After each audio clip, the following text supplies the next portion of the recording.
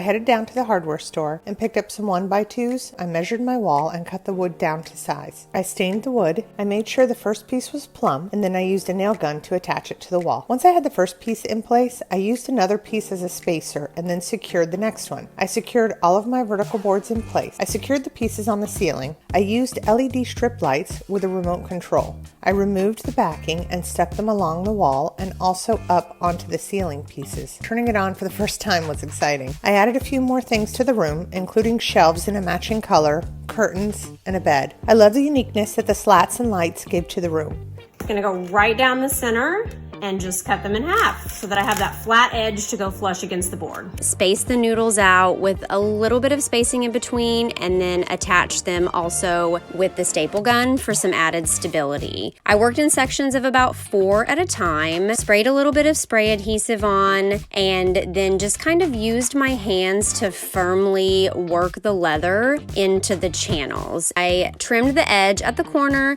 and then just tucked it over and secured it tightly with a little bit of spray adhesive and then also more of the staples. Once that corner was secure, I just worked my way down. What I love about this project is that it's completely customizable to fit whatever color, shape, or size that you need for your space. I am going to show you how to make 3 high-end looking headboards using supplies from Dollar Tree. You're going to start by flipping it over so the white side is facing down. On the back, I am using 2 paint sticks, and I'm going to hot glue them over the creases. I grabbed a really lightweight towel, so I've ironed out all the creases, laying it flat on my table, and I'm going to put the piece of cardboard over the top, and then just fold it around the sides and hot glue it in place.